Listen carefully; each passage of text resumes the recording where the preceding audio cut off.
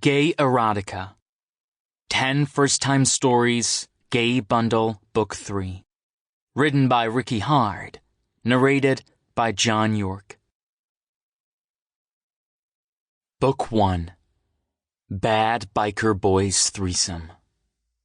The flash of the warning indicator on the dashboard caught Carter's attention, and he let out a quiet curse as he grimaced.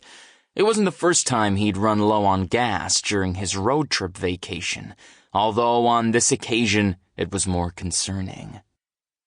The desert highway he was driving along was one of the quietest routes he'd ever been on, and he'd hardly seen any vehicles all day. There was a real danger he could come grinding to a halt, but he tried to keep the prospect of it actually happening from his mind. "It'll be fine," he muttered as he fixed his gaze on the road ahead. The assurances to himself that things would work out okay began to wear thin 10 miles further on.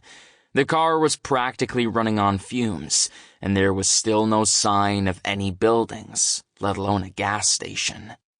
When the engine began to splutter, he let out a loud curse and smacked his hand on the steering wheel. There was no choice but to stop, and he was all too aware of the silence around him when he eventually rolled to a halt at the side of the road.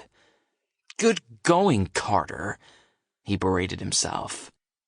The tarmac stretched out into the distance, and he shook his head as he stared through the windscreen.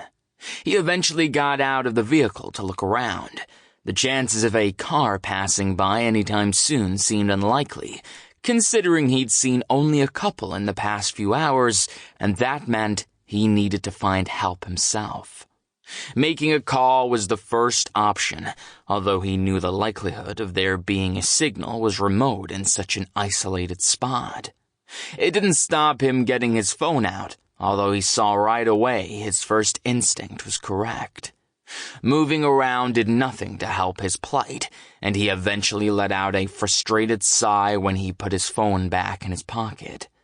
"Fucking great," he muttered as he stared ahead. He couldn't believe he'd been so stupid as to let himself run out of gas, but there was no point in dwelling on it.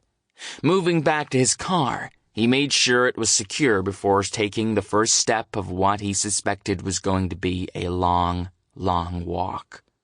An hour later, he was still slogging along and wondering if he should have stayed with his car. The incentive to climb the incline he was coming up to dwindled away to almost... Sample complete. Ready to continue?